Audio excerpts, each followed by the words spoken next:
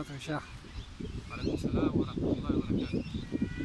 मैं शेख बारुद्दीन एन्यू يوم قرب يا أستراليا دفع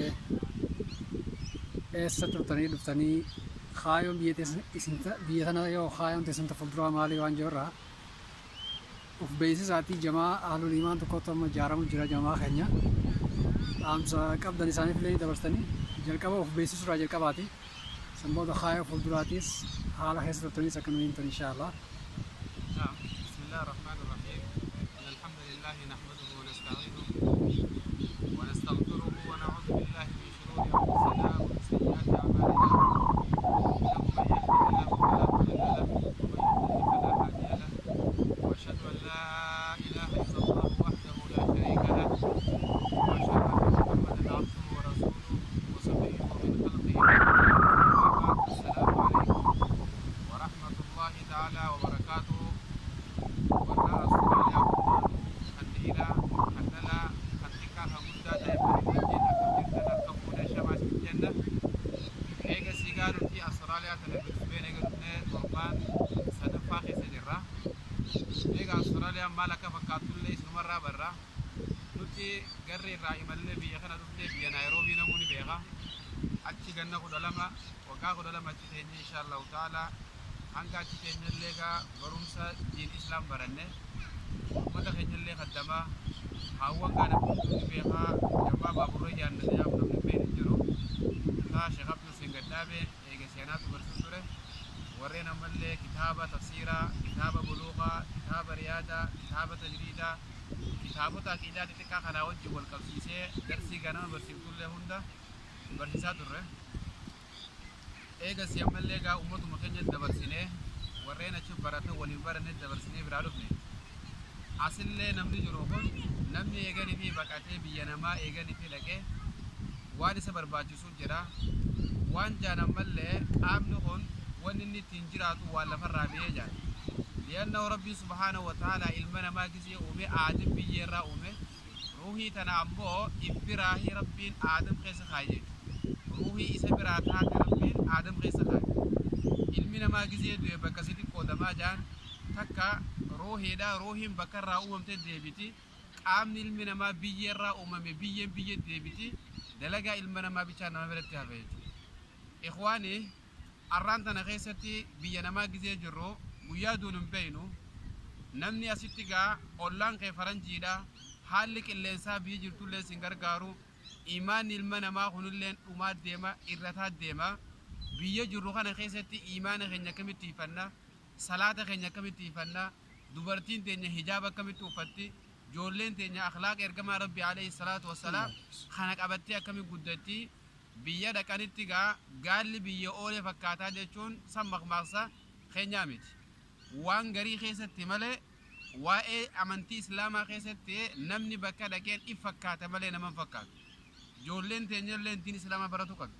Haawwan keenyalleen kitaaba ergamaa rabbiitti bulu qabdi.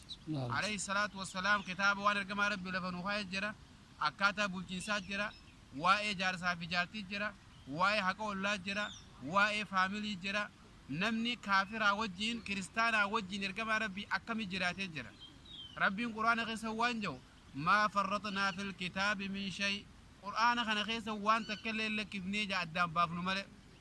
Yoo jireenya duniyaa feete jireenya akhiraa feete islaamaa wajjin jiraatu kaafiraa wajjin jiraatu bultiin maal fakkaatti waan jaamu kitaaba keenya keessatti guutuun ni jira jechuudha. Dhiiroo bakka dheene kana keessatti kaanilleen aadaa isaa Oromoo gallakkisee kaan amantii isaatillee gaanguma filaatiin baatuuf irraa salaatee ibaadaa godhee bakka dhaqetti faranjii fakkaatu miti. Bakka dhaqetti nama san fakkaatu miti afaan isaatillee jabeeffatu qaba aadaa isaatillee qabatee amantii islaamaatillee qarreen fuudhaan qabatu qabe. Kanaaf gaawaan jaan amantiin islaamaatun yookaan diin islaamaa kun akka birilleeti. Birilleen tun yoo amma ammatti irraan tarai irraa illee gaa chaafuu adda addaa wasaqa adda addaa irraan baafne ni xuroyti jechuudha. Qalbiin ilma namaatillee iimaanaan jiraatti. Qur'aanaan jiraatti. Hadiisaan jiraatti.